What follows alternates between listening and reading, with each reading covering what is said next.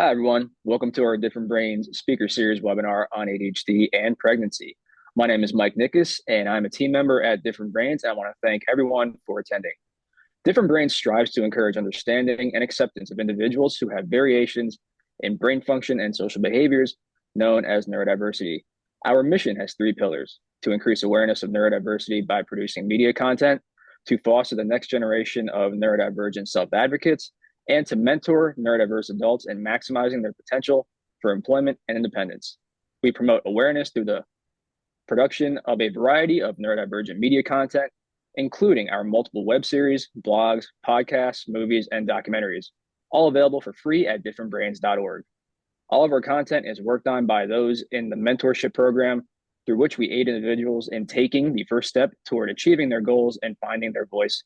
To find more information or to make a tax-deductible donation, please visit our website at differentbrains.org. Before we start, I want to invite everyone to send questions using the Q&A feature in Zoom or by putting questions in the chat box. This webinar will have the live closed captioning generated by otter.ai. These can be controlled using the captions button on your Zoom dashboard. Now, I'm going to hand it over to our moderator for this evening, Brooke Whitfield-FATTOVICH. Thank you, Mike. So I am Brooke Whitfield-FATTOVICH. I am the moderator. I'm super excited to have this panel here tonight for ADHD and pregnancy. So to begin, if we could get a brief introduction from everyone, as well as include how many children you have and how old they are, I can get us started. So I'm a mom, I'm a wife, I'm a licensed mental health counselor. I just started my practice this year. I'm a PhD student and an ADHD advocate, and I have two children. I have an 18-year-old son, Shaden, and I have a 15-month-old baby girl, Lily. So I got this kind of interesting experience of having a huge age gap between my kids. So to start, let's hand it over to B, and then everyone can just jump in and introduce themselves. Hi, I'm Beatrice MOISE, but I go by B. And I am a board certified cognitive specialist, but I am a parenting coach for neurodivergent families. I also am an author and a writer, but I have a book called Our Neurodivergent Journey, which is basically my journey with my son, who is 13 years old with autism, but it's basically a story from all the things that we did, I tried to do, I shouldn't have done, I wish I did differently. Just that journey from 0 to 10 of how different he looks now. Jake is 13, he has autism, and I have a daughter who is 12. So unlike you, Brooke, my gap is very small. It's a tiny, tiny gap. And I have a 12-year-old daughter. Her name is Abby, and she has ADHD inattentive, and I have ADHD hyperactive. So, and we have a very neurodivergent household. It's a little bit chaotic, but it's also comfortable at the same time because it's familiar. So, and that's my story. Let's go over to Stephanie. Hi, I'm Stephanie. I am a first-time mom. My son Camden is 3 months and 1 week old today. I am actually back in my first week at work after maternity leave. So this is a big and challenging, emotionally challenging week for me. I am a primary therapist, mental health therapist, and I work at a substance abuse treatment center for all women here in Delray Beach.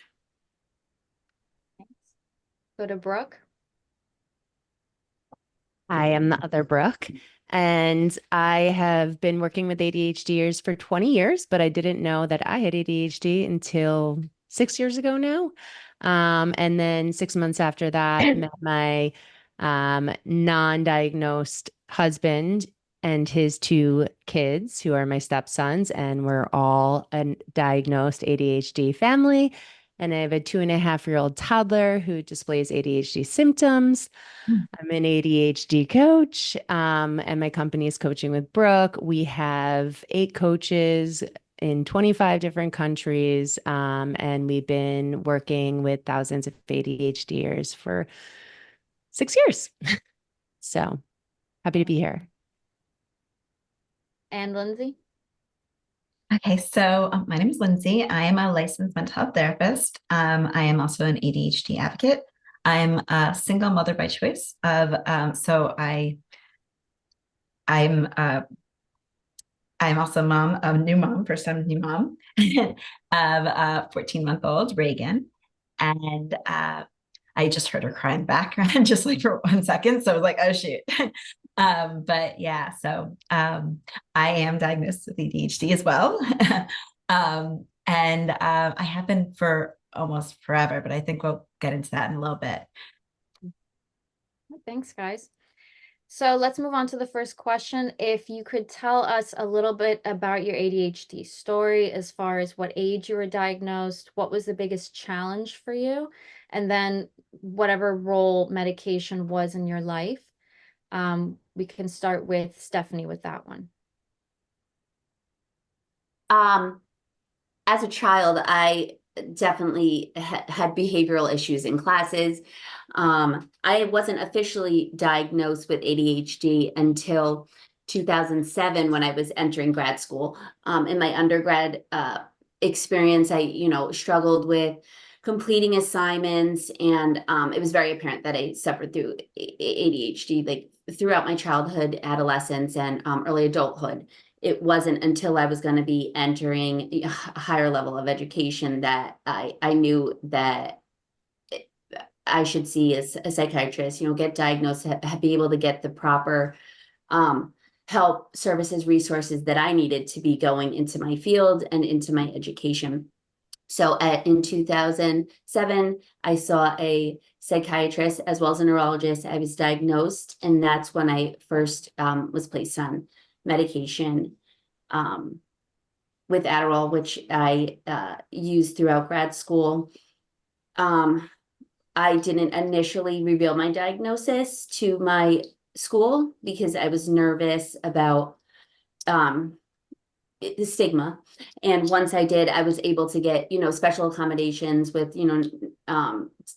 testing, time and a half, being able to get services and accommodations that I needed. So that is where my journey with medication began. And I think we'll talk about discontinuation of medication in a little bit. Thanks. Who wants to jump in next? I can go. Okay, so I was diagnosed, I think as far back as like 3rd grade. I guess I had behavioral issues a little bit too. I was never focusing. I couldn't focus at all. And I would always rush to get all my homework done before the end of class, or I was late on all my homework. So it was either one or the other. I stayed up really late, often like just reading or doing my homework or exercising or just doing something, always all night long. I don't know, playing with my clothes, my dolls, whatever it was. I think I was a little past dolls, but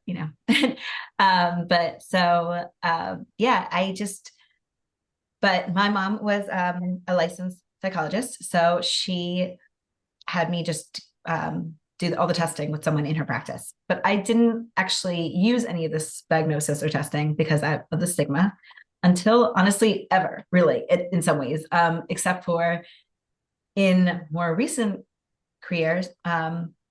I have been on and off Adderall since, I don't know, I guess around freshman year of college. I was diagnosed. I didn't want to tell, well, I actually tried to go to my school at the time. I was in hospitality. Well, it was actually another major, which I switched to hospitality, but I tried to talk to them at Syracuse, and the process was horrible. It was just really awful. And so I just decided I wanted nothing to do with it. And it was just too much work for me to even try and get any kind of extra help of any kind. So I didn't do it.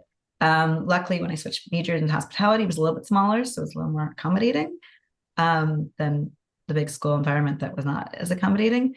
But nonetheless, I didn't feel like I should share this. And then when I went into mental health, I also felt like I didn't want to share because of stigma. So I just, I was on medication outside, but on and off. And then I would say that going into the workforce, I had to actually say something, because then you get tested, get drug tested. So it's scary. It was like, okay, well, are they going to accept me at this job because I take Adderall? So, but everything was okay. And yeah, so that's my story of medication. Thanks. Brooke or B? Go. So I didn't know, I did not know I had ADHD, but I knew I had ADHD. I knew I was different and I knew I processed information differently. It wasn't until I got into grad school and we were learning about neurological differences.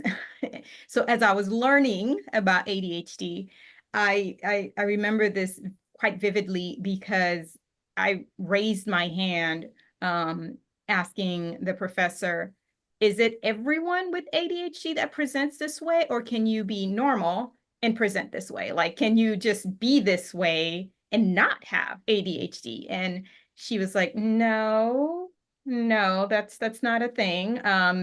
Because I was literally like hitting every single last like ding, ding, ding. But what I think what I found interesting is I present with the male version because I have ADHD hyperactive. I don't have ADHD inattentive, which tend to be predominantly female.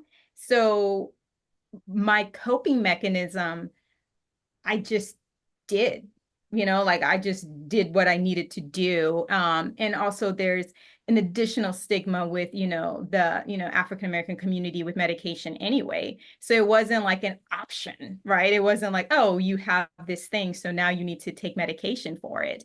It's, you don't have this thing, because that was first, right? Because I went to my mom and I'm like, hey, I think I have ADHD. And she was like, no, you don't. And she has it too. So that's a different story.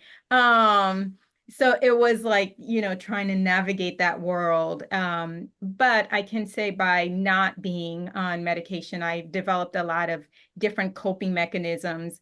And I also developed a great deal of anxiety. So that's great. To be basically a perfectionist. So you figure out how to cope. In adulthood, I attempted medication. I did not like it because it numbed me. And the numbing is, again, I don't have inattentive, I have hyperactive. I like the go, go, go, right? Like I like the desire to get up and do. So it gave me this, I want to do, but I can't. So now I'm just in purgatory. Like I'm just sitting here. I want to do, I want to do, I want to do, but I can't.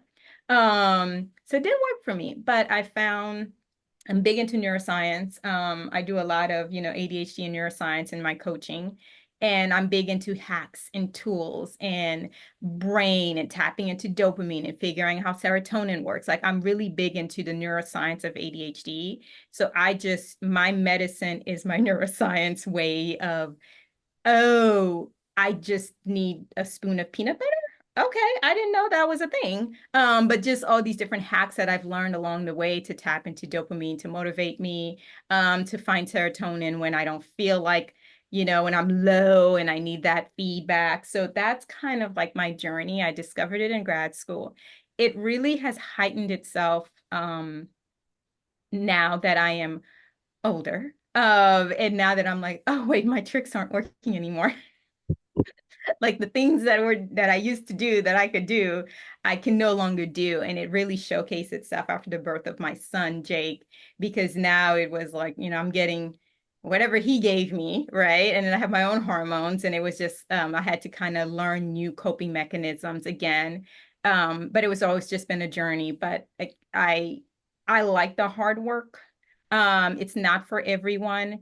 And as I said before, my daughter who has inattentive, now I'm learning a new way of ADHD, because I'm like, wait, you don't want to do, you just want to sit. And that's so confusing for me, because that's a different way of it's presenting itself, because she's doing in her head, but I want to physically do, right? Like I gotta go, I gotta move. So now I'm learning that journey with her, and because my son has autism, but he also has ADHD hyperactive. So it's like, I know what this is. Yours is new. So I'm just I guess I'm re-diagnosing myself all over again, because in parenthood, you realize, oh, there's all these different facets to it. So I learned in grad school, medication did not work for me, but it's worked wonders in other people, and especially other family members of mine. But that's currently where I'm at on my journey. Thanks. And Sure. Lots of similarities to B. I was masking a lot of my symptoms, unknown that I had ADHD. I came from a family of high achievers. My mom likely also has ADHD and was diagnosed with an anxiety disorder and took antidepressants for that. And it was in my practice after becoming an ADHD coach, after getting my master's in students with disabilities in 2006, after working with special education, ADHD, and learning disabled students, that I started to see myself in my adult clients 6 months into coaching. Because what I realized is I love to coach, but then when I did my notes and shifted my attention and came back, it was hard to go back and forth. So I started putting the pieces together and realizing, how did I not know this? But I didn't see myself in the students. So I got the diagnosis, and then I did start taking Adderall. And like UB, I had a lot of coping mechanisms, which of course gave me a lot of anxiety when I was younger, because I thought that I had to, you know, do the best that I could, be perfect, be a high achiever, right? So on the outside, everything looked great, even though on the inside, I was like burning up. And it lasted into adult life until I recognized that I had ADHD. I received coaching, and literally that's when my life changed. And of course, there's more to that. But so now I'm on Adderall still 10 milligrams of 20 milligrams, was a little too anxiety ridden for me. I did not stay on my medication when I was pregnant, and I still take an anti-anxiety medication. thank you. So a lot of the things that B mentioned resonated with me too. I was diagnosed in my 30s in grad school. I started noticing that I was really struggling. I had always kind of struggled from as young as 7. I remember just always feeling confused in class. Always having to ask somebody, what do we have to do? Always felt lost. But grad school is where it really became to a point where I had to do something. Went to a therapist. I was diagnosed with inattentive type. I did not like the medication. So, also like B mentioned, I kind of found my tools and my tricks that worked for me. So I just stuck to that. And obviously being in the field, I've learned more, for myself. So that's my story. Moving on to the next question is, so what concerns arose for you when you became pregnant, as far as maybe discontinuing your medication or wanting to stay on it, managing your workload, all the new doctor's appointments, and then just mommy brain that comes with pregnancy? Brooke, you can start with this one. Sure. So I tried, so a lot of concerns. It's like, okay, there's something inside of me, but what happens once that person's not inside of me anymore? What the heck do I do? No one taught me this. So that was actually my biggest concern. And what I'll recommend is, the What to Expect When You're Expecting books. There's actually a book after when you have the baby, and they break it out by month, which is so helpful for the ADHD brain. I don't have to think about every single month as the baby evolves. I just read a very quick snippet of the book and looked at the month and correlated what I should expect. And I felt a lot better about that. But also, I was concerned about my anti-anxiety medication. So we tried to get off of it with my therapist, and that didn't work. So she shifted me to Zoloft, which has been around for over 30 years and is proven to be the safest. And it was great. And to answer Hackie's question, I believe that helped in not having postpartum after the pregnancy for me, not getting off the medication, because ADHDers have a 57% more probability of having postpartum. So that was my concern. Wants to jump in next? I'll go. I'm sorry. No, go ahead, Stephanie. Okay. I just wanted to add to what Brooke said. The What to Expect, the app really helped me throughout my pregnancy as well. And I have the book as well, but picking up the book as we all have our phones in our hands most of the time, it was easy to, again, you said it was shorter blurbs. It was easy for me to read. I checked my fruit each week of the size of the baby. It helped me keep track of my pregnancy with feeling that I was doing my due diligence, knowing what was going on inside of me with the baby, but it wasn't such an added task of on top of going to work, being tired, where I had to take reading a lot of stuff. So that really helped. And again, I still have it now after my pregnancy to see, okay, we're in month 1, what to expect. I think a really big challenge for me, was the tiredness, the fatigue that comes with pregnancy and being off medication, discontinuing it. Well, when we started trying, I think that's as if that is your intent to discontinue medication, to start the earlier the better, because it's you're adjusting to a new lifestyle. So if you're on medication for 10, 15 years and all of a sudden now you're going off of it, just like B and a few others have mentioned, learning like the tips and tricks of like, okay, how am I going to now rewire my lifestyle, and what things is my day-to-day activities going to look, and the coping skills that I'm going to have to implement to get through this and throughout my pregnancy. And then, as well as continuing once the baby's here and you're breastfeeding. So it continues after that. So I would say my concern when I was pregnant with my son, it's funny, as I listen to you ladies talk about an app, 14 years ago, there was no app. So there was no app. I had to physically go to the library or Barnes and Noble and buy the book, What to Expect When You're Expecting. But in true ADHD fashion and hyper focus mode, I read it in a night. Like I was just like, I'm just gonna learn all the things that I need to learn from like 0 to 18. I'll have it covered. So I binge read What to Expect When You're Expecting. So I learned about it every single way. And it was like anything that was new, I'm like, oh no, that's in the book. You're supposed to be expecting that. So that's, again, classic. The way I manifest my ADHD with my anxiety is I like to be overly prepared, right? Because nothing can go wrong if you're overly prepared, right? Like that's just the thing. So for me, reading ahead and knowing ahead gave me a lot of sense of control and gave me a sense of what I felt like I knew what was going on. And I think just my son being born autistic was like, you don't get to know what's going on. But the other thing with that journey for me was I kind of was worried that I wouldn't know what to do because I always want to know what to do. And it was like, what am I supposed to do with this thing? Like, it's this little blob. What am I going to do with it? And, I'm an intellectual and a baby isn't. So the idea of ABCs and 1, 2, 3s bored me. And I was like, I got to figure out how to keep engaged and interested because I'm not reading Dr. Seuss. Like that's not happening. And I didn't.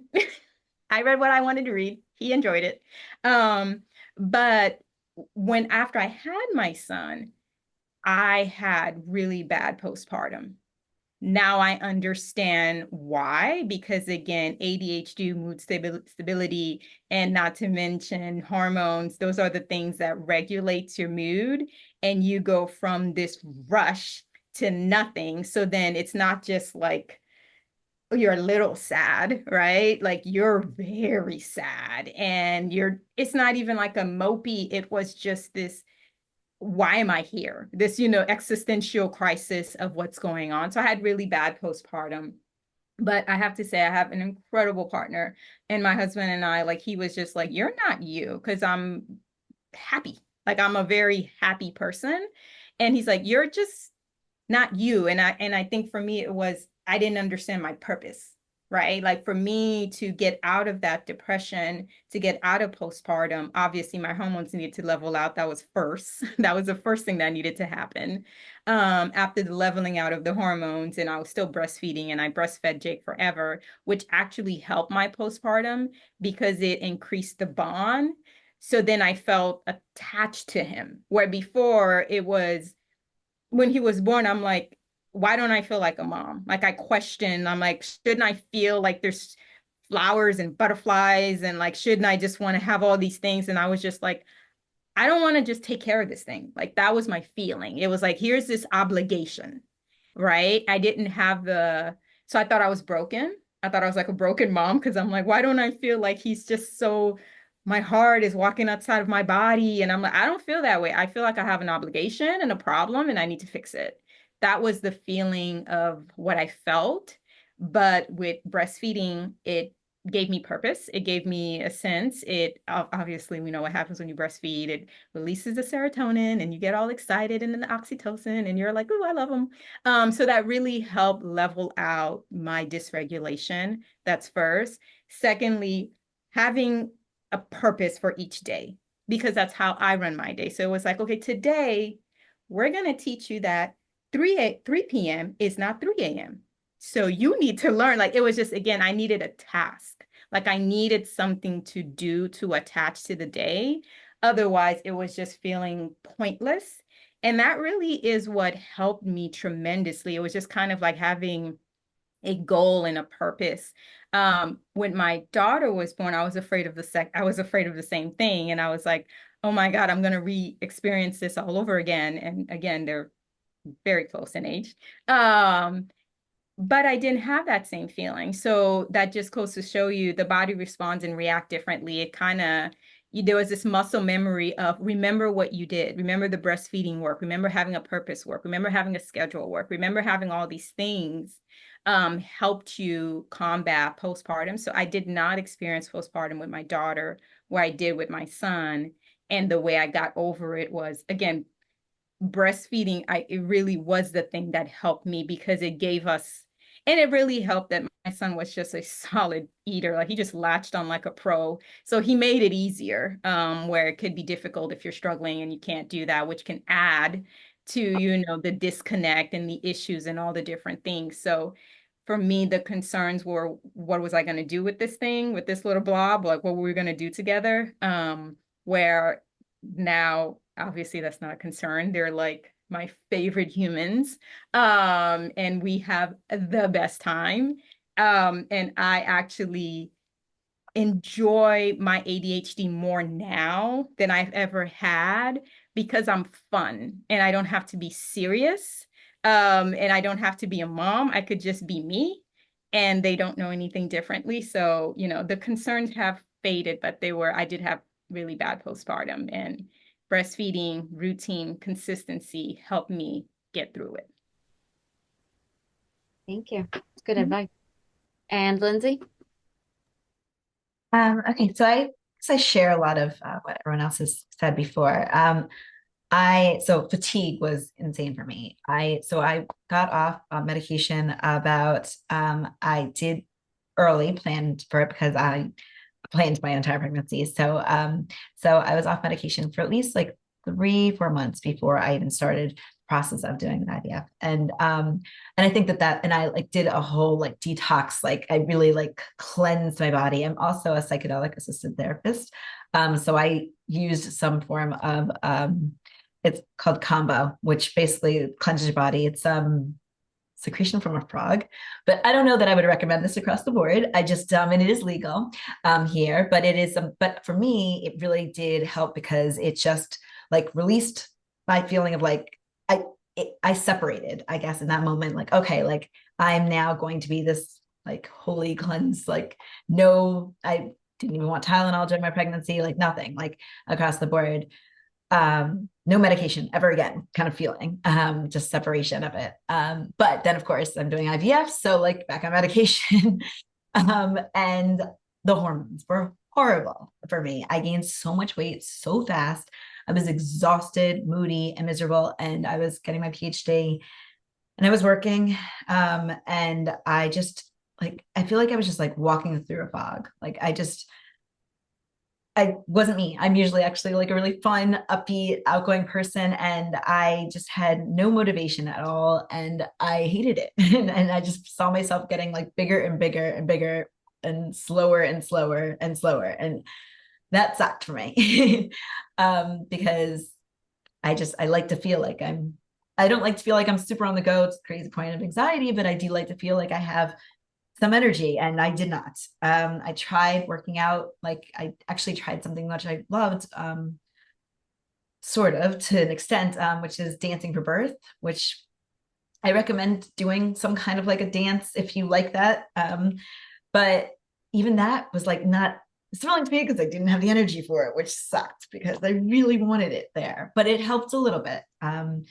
Because it was something exciting. And I know Brooke's book, I feel like you share a lot, like, you know, do things that you're excited about as an ADHDer. So I'm like very much an advocate about always trying to like make things fun. But I couldn't. So that was really hard. And then continued, like Stephanie shared, because I breastfed in the beginning. So like I breastfed for, I guess, up to like 9 months or so. And I kept being like, okay, so do I now like go back on medication? Like, what do I do? And I had a therapist and a psychiatrist who were like, you could be on it this whole time. Like, it doesn't really matter. And I was like, no, it's just not going to work. I don't feel good about it, but that was just my personal. I know there's studies go both ways. They don't really know. But for me, I'm like, I kind of feel like if I'm going to continue breastfeeding, I can't be on it. So then I was like, what do I do?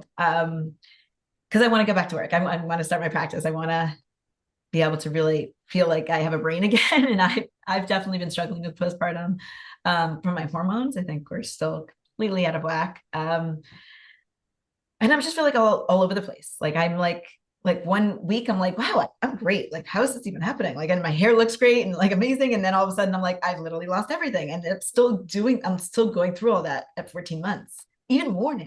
In some ways, again, I don't know what that's about, but yeah, so I feel like it's a lot. It's exhausting. And in terms of like parenting, I think I was actually like, just the information overload made me just be like, okay, screw everything else. Like I watched a couple of YouTubes. I've already read the books like years before. I feel like I was like, I got this. And then all of a sudden I'm like, wait, I don't know what to do. I'm like, what? I didn't prepare. What the hell? I always prepare, but because I didn't have medication, I wasn't like, I was so exhausted. I didn't prepare at all. So I'm like, hi Blob. What do I do with you? Um, but like kind of like comes a little bit naturally. Like, I mean, there's a lot, like I'm still like, I don't know, and schedules and of course like routines. Like I have set mommy and me's that I had to be at even from like 3 months postpartum. I would walk away crying every single time I left one. I don't know why. I was comparing myself to others or whatever I was doing, which I never used to do, but now all of a sudden I was doing as a mom. I don't know. It was overwhelming, but I made sure I was like getting myself back into the drive, like back into the world as much as I could with little energy. And yeah, that's what's been working. So, well, sort of working. I don't know. It's getting there. Thanks, Lindsay. So I would say my concerns during my pregnancy was just really managing work, school. I was in my PhD program in the evenings. At work, I was a supervisor. And then at home, I had a teenager. And then like Lindsay, I was going through IVF, which is not just added hormones, it's also time-sensitive medications. You have to take them at a certain time. So that was overwhelming in itself. Just in addition to trying to manage with this pregnancy brain and keep everything together and balanced. And so I think that in itself exacerbates your symptoms. And so we'll go into the next question, which was, I think some of you guys kind of touched on it a little bit.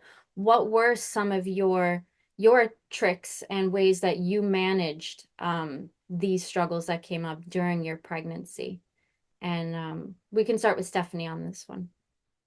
It's funny. For Brooke, I messaged her. I think it was like week maybe 18 or something, and I'm like, I have so much to do. I have so much to prep for in my house with the nursery. And Brooke's advice to me was set aside 1 hour a weekend. And I had started early enough in my pregnancy where, okay, 1 hour a weekend to start kind of getting through tasks.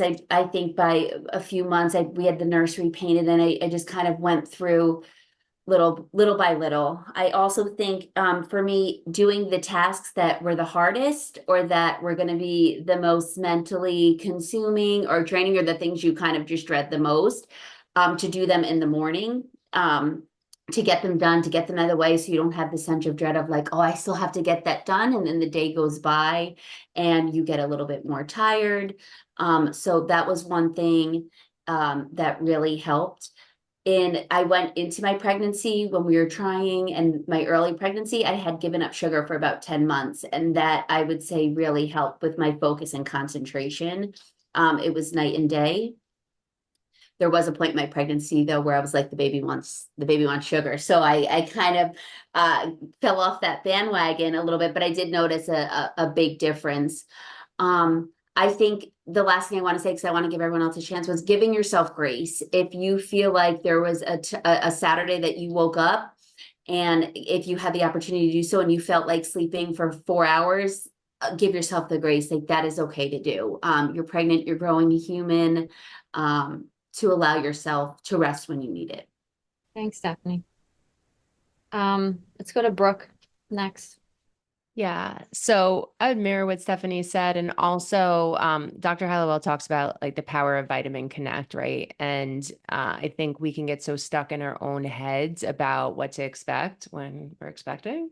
And so what helped me the most is having people who have gone through it already that I could talk to, like my sister, reaching out, asking, what should I expect at this point? What should I do next? What did you do? So I didn't have to be so stuck in all of my thoughts. I had my cousin who had a child come over when I had all the clothes that people were giving me after the baby shower. I was like, what do I do with this? So she helped me be a body double and organize that. So I went to when Bed Bath & Beyond was around with my sister. I had no idea what to register for. So she was like, here, I'll take the gun and scan everything. Don't worry. Here's the list. So just having people in your community who have already gone through it that can take away a lot of the unknown is helpful and was very helpful for me. Nice. Thank you. Lindsay, we can go to you next. So I feel like that would have been awesome. More support. There probably was support that I could have been better at connecting with. Available, but I just felt like, I don't know, I'm someone who like always wants to kind of figure things out myself, and I don't want to like ask for help, and like, so yeah, looking back, that was just kind of plain stupid of me, because I definitely think I should have asked for more help, or more guidance or whatever, because once I finally did sort of a little bit, it was more available, and yes, it was great. A little bit of help, I guess, it really does make a difference. Support is great. I think I agree. Doing like the monotonous, more tedious, more draining tasks, like first or early in the day, or getting them out of the way is always awesome. Like that's just across the board, I feel like. And just breaking things up and being like, okay, you only need to do like an hour is also great. Cutting out sugar would have been awesome. I think that's a genius thing to do. For me, it would have been cutting out cheese, because I'm severely addicted to cheese, and I was allowed to eat it. Well, I say loud because while I'm pregnant, I didn't really break out very much. Well, post the like progesterone that they were giving me, getting the estrogen and progesterone in the beginning. But past that, I didn't break out very often. And usually cheese makes me break out. Well, dairy in general makes me break out. So I loaded up on cheese. Like it was insane. I like ate every single, I literally like have like a pound of cheese a day. Yeah, now I'm like, oh shoot, I have to not eat cheese ever again. Because every single time I do, I break out. But I think like, I remember actually even talking to Brooke about this one, like you had said to me something like, wait, you're still working out? Like, Lindsay, like give yourself some grace, like relax. And I was like, I'm sort of working out, because in truth, I feel like I wish I had like kind of worked out more, but in a like not in such a way that was, I gave myself grace. I think this, of course, everyone should give themselves grace, but I was giving myself grace, but then having all this guilt. So I think it would have been better for me personally if I had allowed myself maybe not to have such a like, okay, I need to work out, like do weights the way I used to or something, but more so like, okay, like if now I just do like a stretching class, that counts. And so like not be upset with myself that like I didn't do anything, like because then I'd be like, oh, I can't work out at all anymore. I could have probably had the ability to maybe just do something like easy and like or low key and less stressful, and that would have been really beneficial. So I plan on getting pregnant again. I think I would like to continue to have schedules and regimens, and all that is still so important. I feel like I'm also a perfectionist, and I think it's just without them, I fall off completely and I just would rather sleep.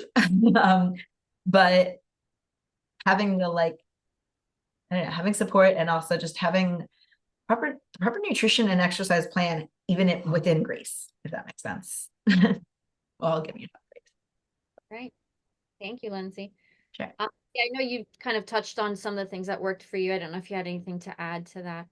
Well, I was gonna say, on top of, I learned more from Abby than I did from Jake. With my first, I wanted to do all the things. And in true, what I've always done with the masking, like Brooke said earlier, I masked my discomfort, right? So it was like, oh, I'm not tired. I'm not this. I'm not that. I'm not all these different things. So I just pushed through it to accomplish whatever task I needed to do anyway. The gift of Abby, which is my second child, was there was no, I just couldn't.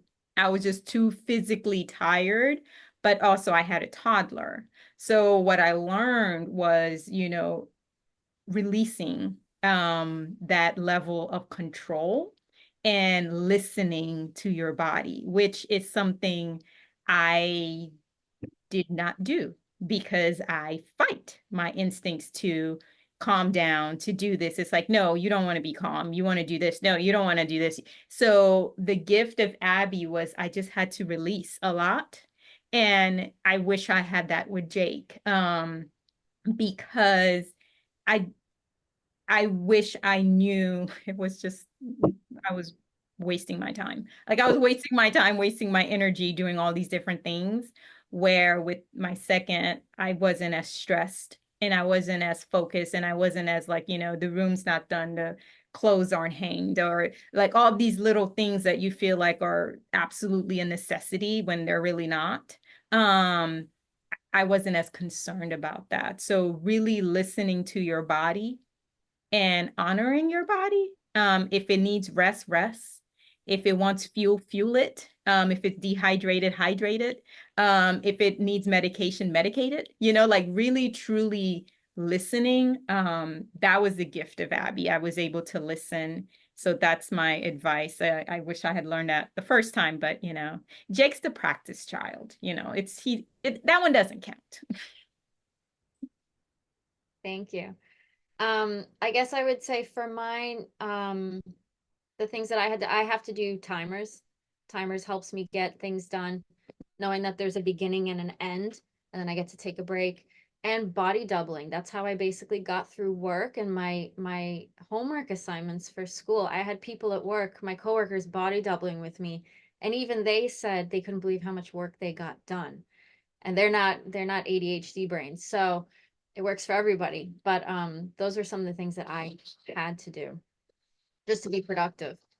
So we'll go on to our last question.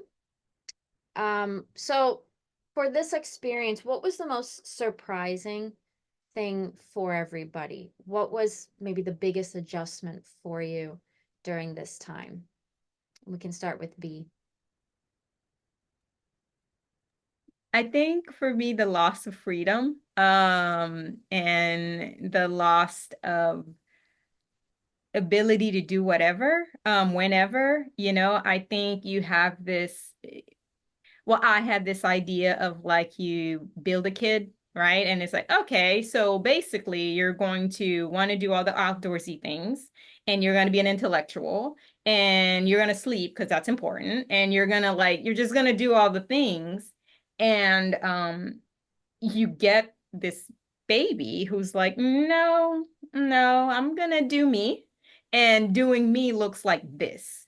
And I think we do spend so much time on, the cutesy part of pregnancy, which is, the buying and the shopping and I started pregnancy buying before I was pregnant. Like anytime I saw a teeny tiny little outfit, I was like, oh, this is for my daughter.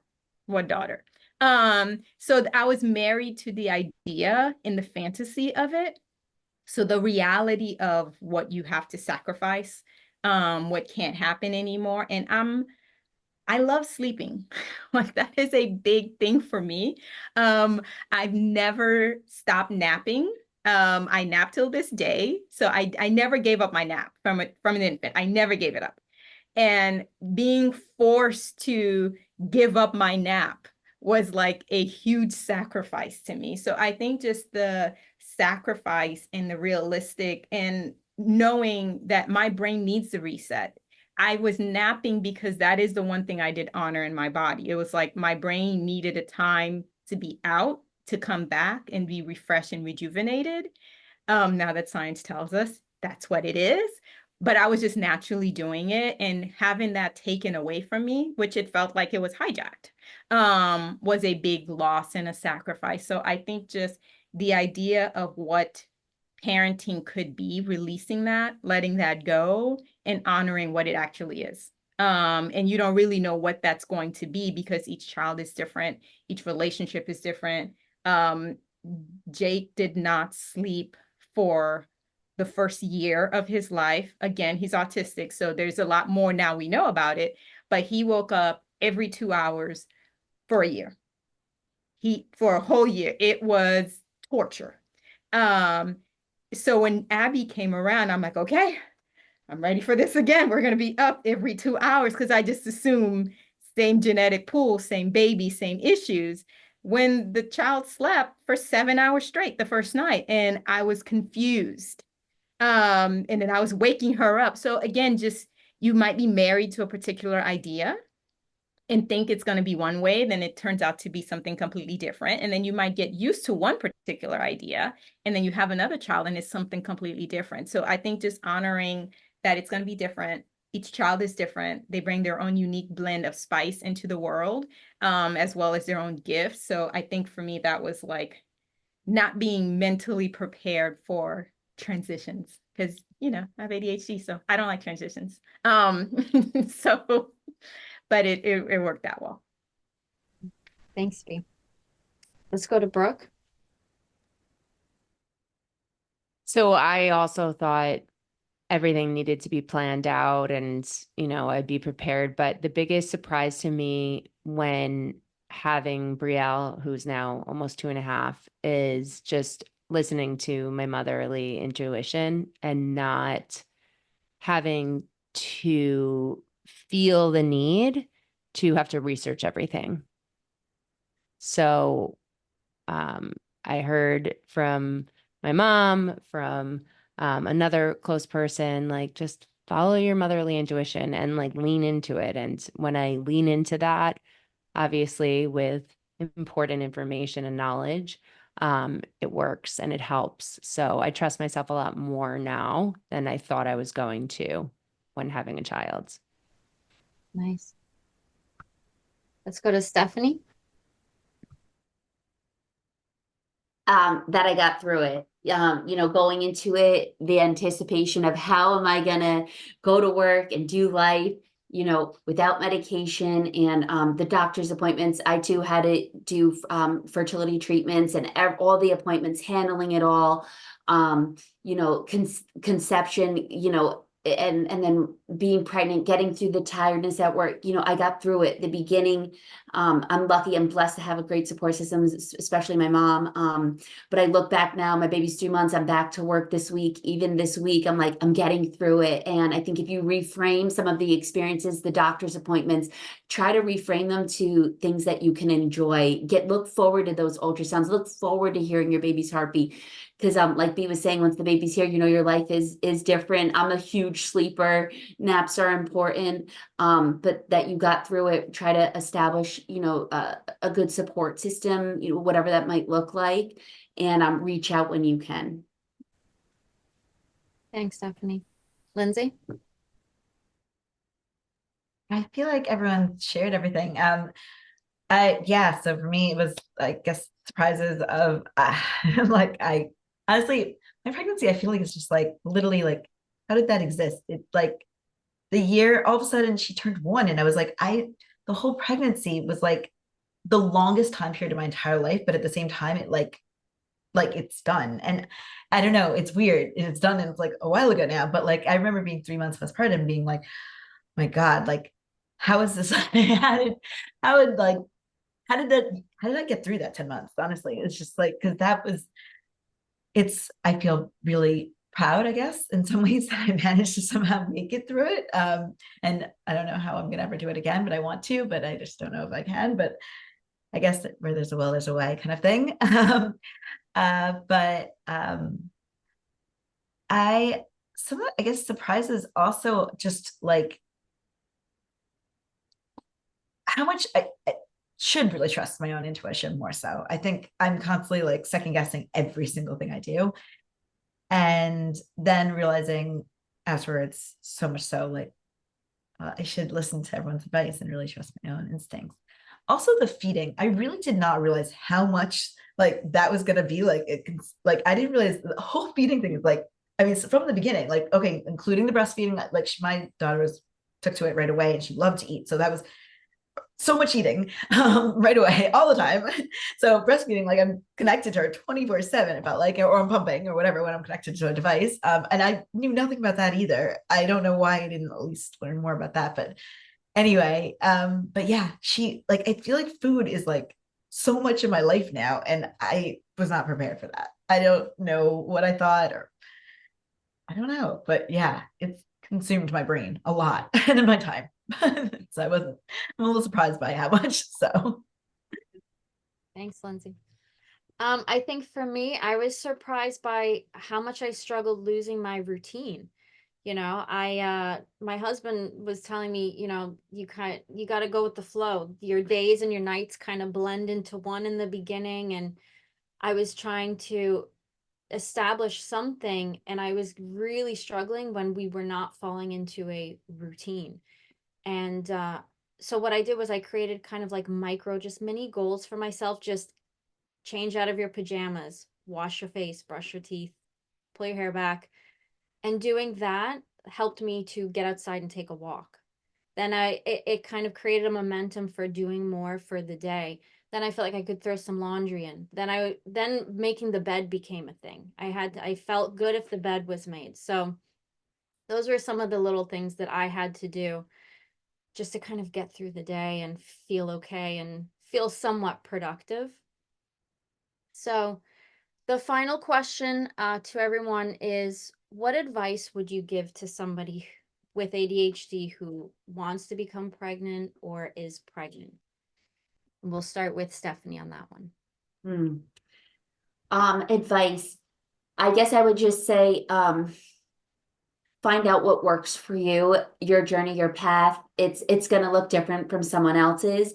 To not be hard on yourself when you're struggling. Again, like I said, reach out when you're struggling, and giving yourself grace, knowing that there is this little extra component of a challenge when you're pregnant and you have, you know, ADHD symptoms, but to allow yourself, self-compassion, self-grace, understanding, and like I said, use your supports.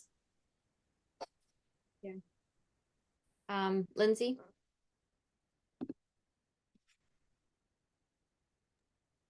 piggybacking on find what works for you. I think having some kind of like even just continuing if you can walking every day, some kind of a routine with like it, and even if it's just like a little bit and you can't really like walk very, you can't walk outside. I know it can be really hot where we are in South Florida. Around the house, just like a little bit every morning. I think just having some kind of movement of some sort up until the point where if you can't, you can't, of course. But as long as you can, a little bit of movement, I think really helps a lot. And also just, yeah, giving yourself some self-compassion. Self-compassion is huge. And take it day by day, you know, not over stress, as hard as that is. But, you know, like, yeah, day by day, one day at a time. B, you can go next. I think for me, it would be being aware of the hormonal impact and the chemical wiring that actually is occurring. I think I'm such a nerd in that way. It's like, I need to know, like, I need to know the why. And knowing the why helped me deal with the moment, right? It's like, oh, okay, I'm not crazy. I just have too much estrogen right now. You know, like, oh, I'm not dysregulated. I have too much progesterone right now. So just knowing the why and really going into that, you know, it happens to everybody, but specifically for those of us with ADHD, we have different chemical balance than the neurotypicals, right? So, and I think when, you know, I did the little pregnancy mommy and me group, all these other women are like, isn't this wonderful? Isn't this fun? Yay.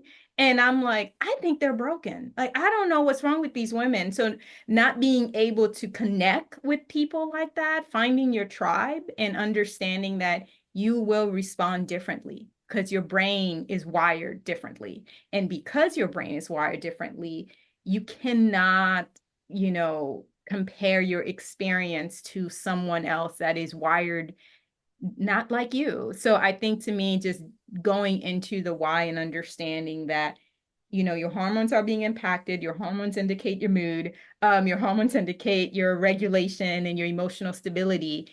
And right now it's out of whack. So that fact alone can help you, I guess, navigate it easier. For me, that would be my, you know, my advice. Thank you. And Brooke?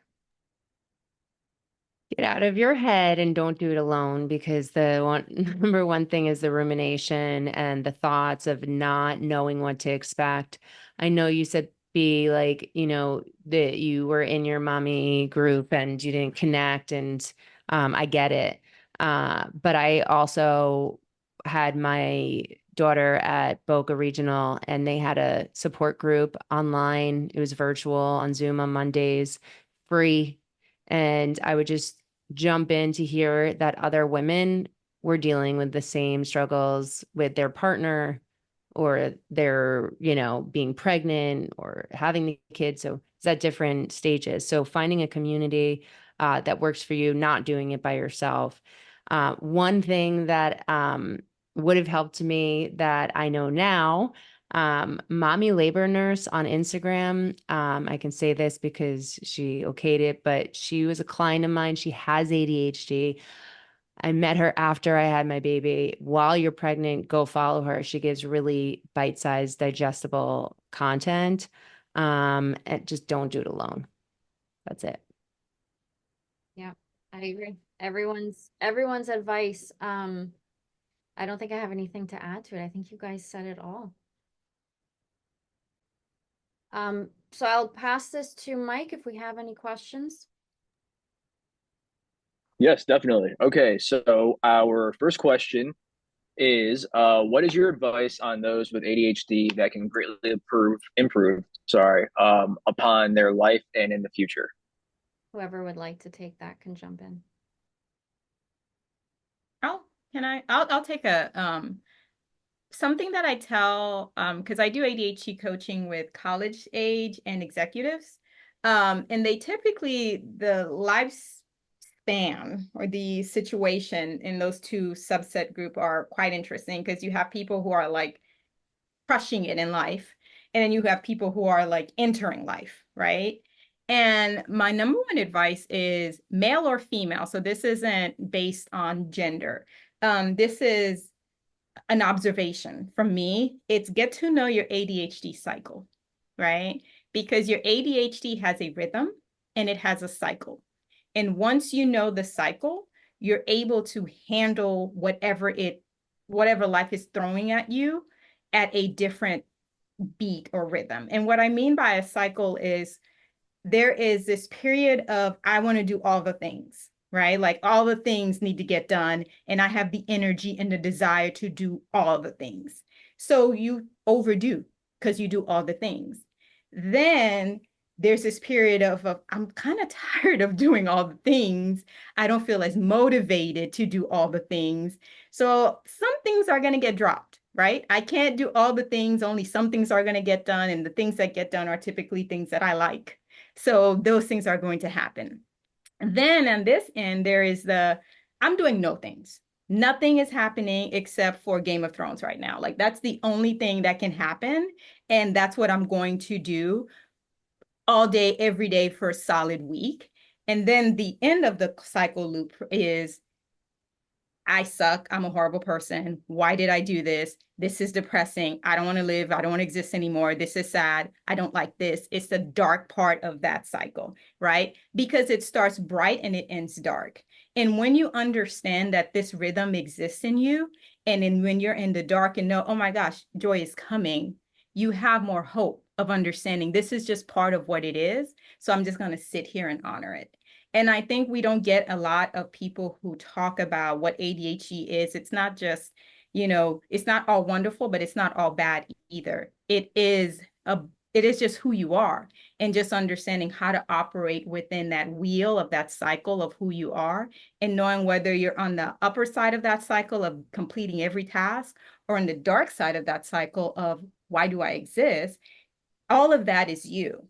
Right? But if you understand that you don't just live here forever, even though you may feel like you do, nor can you live here forever, because that's not feasible. Like that's not possible to just do all the things. It gives you the ability to do life and to do the things and to just enjoy your brain type, because it's not changing. It is what it is, but you can now understand it better. So that's my advice. I call it my ADHD cycle, but I think everyone who has ADHD has it. I have yet to meet someone who said they do not have this cycle. But I'm welcome to hear if they do not. But that's what I say, just kind of focus in your cycle. All right, awesome. Thank you for that. Our second question is, what can you do to better prepare yourself for postpartum life? So you can't over prepare for postpartum life, because as we've spoken about, you don't know what you're going to expect. But one thing is, we talked about it, take it one day at a time, but speak to your doctor about your nutrition and meds while you're going through the pregnancy, making sure that you are optimizing what you can take, what you shouldn't take, what you should eat, what you shouldn't eat. And for postpartum, we spoke about making sure that you understand your priorities, what you can drop, what you can delegate, what you can let go of. And I think that once postpartum happens, we know that our focus is pretty much our child. So don't forget about who you were before you had the child and who your partner and you were before you had the child. So don't forget about day night. Don't forget about all those things, even in the throes of all of it and being exhausted. Do your best to take care of your needs, even if it means getting your parent to help out, paying someone. Don't forget about asking for help, because you can't do it alone, and you still need to attend to yourself and your relationships. All right, thank you. And the final question, we have time for one more, is do you have any advice for the partner of a pregnant ADHDer? Anyone want to take that? I'll take it. I think don't mock us. That's the first thing. Mocking is not the way. But I would have a lot of grace, understand that if we could do it differently, we would, right? This isn't a choice. This isn't I'm bored and I want to annoy or irritate you. This is literally how I function, and I don't know how to function any other way. So having that space and grace to know that this is just who I am. I have a cute habit of leaving drawers open and cabinets open. It's my delightful little thing of letting you know I was in the room. And it's a ADHD thing. And what my husband will do is he'll take a picture of the room that I was just in, send me the text, and he's like, I love you so much. I know you were here. That, because of her humor, it's okay, but that may be irritating to someone because that's pointing out an issue that you don't even know. I don't even know it. But what it's done is now I'll leave the room, go back and look at it again. And yes, there are always drawers and cabinets open every single time. So his reminder brings awareness to something that I actually care to change. I actually care to do this thing. So be supportive, understand that they're not doing it on purpose. A lot of the behaviors that we have, we don't even know it's a thing. We have no idea. It's just this automatic response to life and how we handle it. So just being as supportive as you can without judgment or criticism, because we're the biggest critic of ourselves. Like there is this constant nagging in my mind of all the things I do wrong. So I don't need the additional, but I do love the support. And I think especially we're talking about pregnancy here, there's a highly genetic component. So that means your child may have this as well. So whatever it is that you're doing to your spouse, you will do it to your child. And that's not okay. So we have to understand, by having that grace, it also falls upon your children. You understand when they're leaving cabinets open, my son, it's more of like, oh, yay, Jake was here, as opposed to what's wrong with him or what's going on or why can't he learn? So that's my advice, is to be supportive as however you want to do it, but in a nice way. Mm-hmm. All right, so with that, then I can go ahead and wrap it up for us. So thank you to our amazing panelists, and thank you everyone for attending. We will be sharing links and contact information for everyone in the chat box and on the screen. This conversation will continue on July 31st with a panel on parenting with ADHD. So we hope to see you all there as well. From everyone here at Different Brains, thank you and have a good night. Bye, thank you.